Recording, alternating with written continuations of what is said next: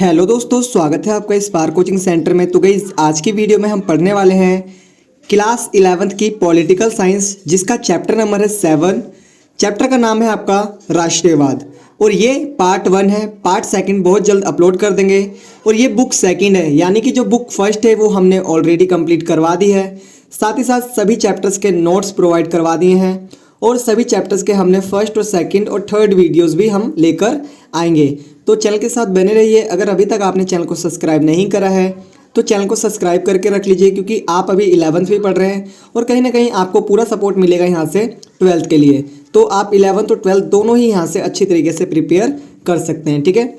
और हम यहाँ पर सिर्फ पॉलिटिकल ही नहीं, आपको हिस्ट्री, जियोग्राफी, सोशोलॉजी इत्यादि सभी सब्जेक्ट्स के नोट्स प्रोवाइड करवा रहे हैं। तो आप सभी चीज़ों का यहाँ से बेनिफिट ले सकते हैं। तो आइए अब चलते हैं हम थोड़ा सा चैप्टर की ओर।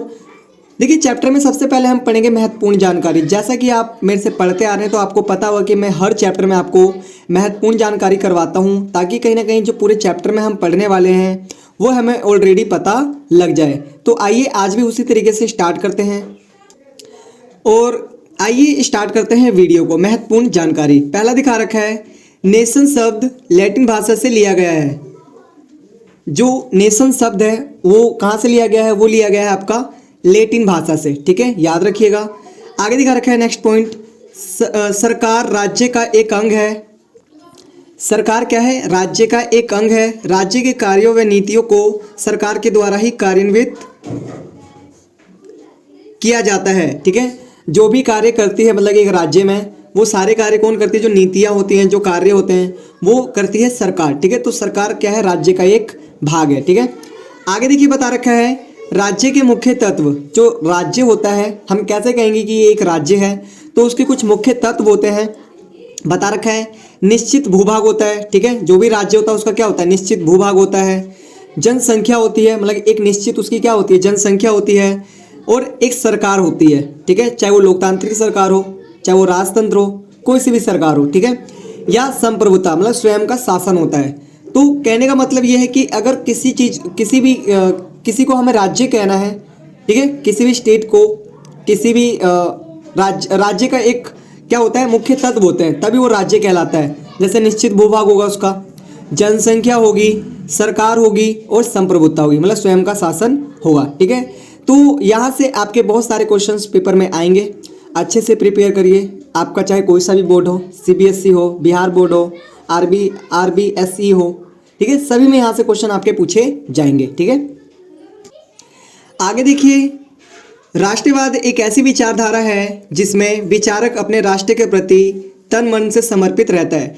देखो, राष्ट्रवाद एक ऐसी विचारधारा का नाम है जिसमें जो व्यक्ति होता है वो तन और मन से समर्पित रहता है। किसके लिए? अपने राष्ट्र के लिए, ठीक है। और उसे स्वतंत्र तथा प्रकृति के मार्ग पर अग्रसर देखना चाहता है। और हमेशा जो व्यक्ति रहेगा, वो अगर राष्ट्रवादी व्यक्ति रहेगा तो क्या चाहेगा कि मेरा देश हमेशा स्वतंत्र रहे और प्रकृति के मार्ग पर अग्रसर देखना चाहता है, मतलब कि प्रकृति के अनुसार आगे चले, ठीक है। भारत में राष्ट्रवाद का जन्म 19वीं सदी में हुआ था। जो भारत में राष्ट्रवाद का जन्म हुआ था वो हुआ था 19वीं सदी में, वही जो 1857 का युद्ध हुआ था वहाँ से, ठीक है। जो हमने अपने देश को आज़ाद करवाने के लिए जो क्रांति आई थी उससे रिलेटेड है, ठीक है। आगे दिखा रखा है, राष्ट्रीय वह जनसंख्या है जो जातीय एकता के सूत्र में बंधी हो और भौगोलिक एकता वाले प्रदेश में बसी हो। देखो, अगर राष्ट्रीय क्या कहेंगे? राष्ट्रीय कहेंगे जो जातीय एकता, मतलब कि जैसे अपना भारत है, भारतीय हम सब, तो इस तरीके किसी न किसी तरीके की एकता है, भौगोलिक एकता होनी चाहिए, ठीक है। तो इससे क्या कहलाता है? इससे कह सकते हैं कि एक क्या होता है, ये एक राष्ट्र के रूप में हम इसको दर्शा सकते हैं। तो गाइस, अब हम पढ़ेंगे, अभी हमने पढ़ा था महत्वपूर्ण जानकारी और अब हम पढ़ने वाले हैं महत्वपूर्ण प्रश्न। ये दोस्तों ऐसे क्वेश्चंस हैं जो कहीं ना कहीं आपके पेपर में पूछे जाएंगे। आप अच्छे से प्रिपेयर करेंगे तो कहीं ना कहीं आपके जो पेपर है उसमें अच्छे मार्क्स आने के चांसेस बढ़ जाते हैं, ठीक है।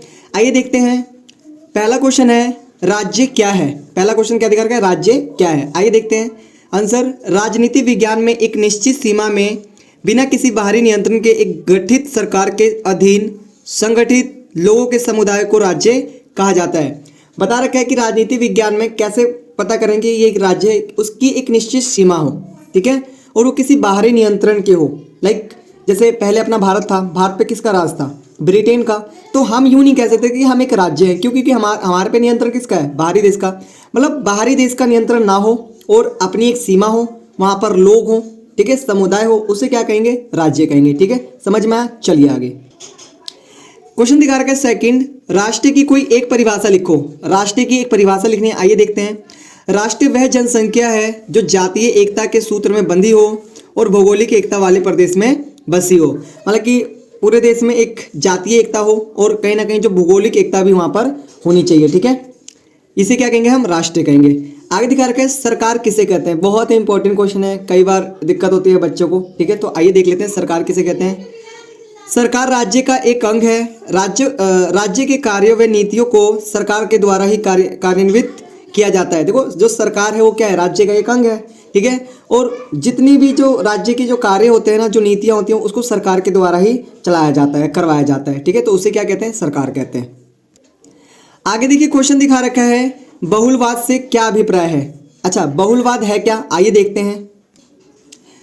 आंसर है, बहुलवाद से अभिप्राय ऐसी व्यवस्था से है जिसमें समाज में विभिन्न विचारों, मतों, धर्मों और संस्कृतियों के सह अस्तित्व को स्वीकार किया जाता है। देखो, बहुलवाद का मतलब उसमें ना उसकी कोई एक विचारधारा नहीं होती, उसमें जो आ रहा है आने दो। ठीक है, कोई मत नहीं होता, कोई धर्म नहीं होता, ठीक है, कोई संस्कृति नहीं होती, मतलब उसमें सभी चीज़ों की बहुलता होती है। बहुलता का मतलब ज़्यादा चीज़ें, मतलब कि वो किसी एक चीज़ को पर्टिकुलर नहीं मानेगी, वो सारी चीज़ों को मानेगी। ठीक है, इसमें सभी को समान सम्मान और अभिव्यक्ति की स्वतंत्रता प्राप्त होती है। इसमें सभी को क्या होता है, सभी को सम्मान प्राप्त होता है। अभिव्यक्ति मतलब बोलने का अधिकार होता है। ठीक है, मतलब कि कोई भी व्यक्ति हो, चाहे वो अमीर हो, चाहे गरीब हो, चाहे किसी भी धर्म का हो, किसी संस्कृति का हो, सभी को क्या होगा, बोलने का अधिकार होगा। ठीक है, तो ये हमारा क्या कहलाता है, बहुलवाद। समझ में आ गया? चलिए आगे देखिए, नेक्स्ट क्वेश्चन है क्वेश्चन नंबर 5, राष्ट्रीय शब्द और राष्ट्रवाद में क्या अंतर है। दो शब्द हैं आपके सामने, एक है राष्ट्रीय और एक है राष्ट्रवाद। दोनों में अंतर हमें बताना है। पहला दिखा रखा है राष्ट्रीय। राष्ट्रीय उस समुदाय को कहते हैं जो समान भूभाग, संस्कृति, इतिहास और भावनाओं से जुड़ा होता है।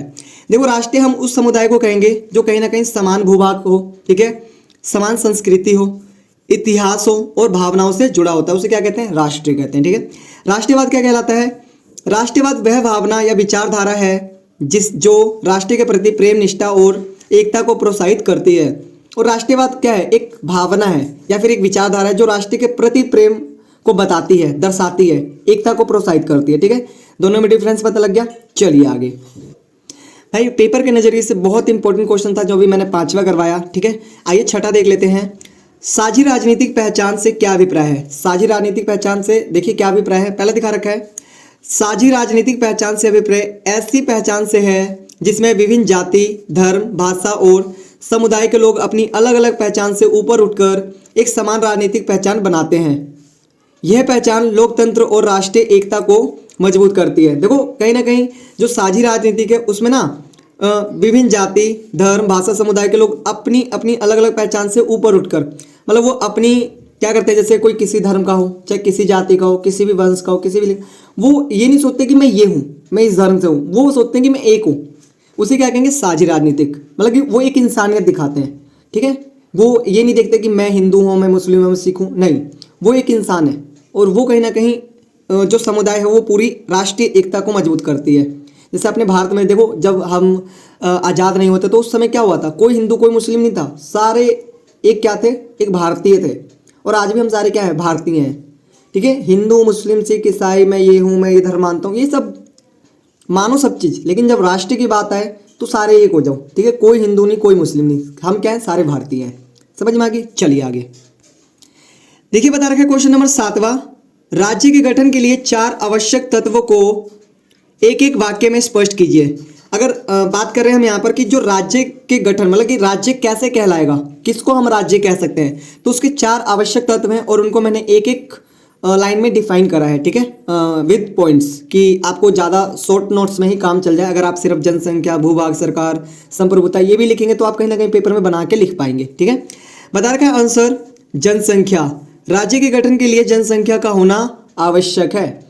जो राज्य है वो तभी राज्य कहलाएगा जब उसकी एक जनसंख्या होगी, जब उसकी एक निश्चित जनसंख्या होगी। ठीक है, तभी वो क्या कहलाएगा, वो कहलाएगा राज्य। आगे भूभाग, प्रत्येक राज्य का अपना एक निश्चित भूभाग होता है। अगर कोई भी राज्य होगा ना तो उसका एक भूभाग होगा, पता होगा कि ये वाला एरिया हमारा है, तो अब हम उसे क्या कह सकते हैं, राज्य कह सकते हैं। ठीक है, नेक्स्ट दिखा रखा है सरकार।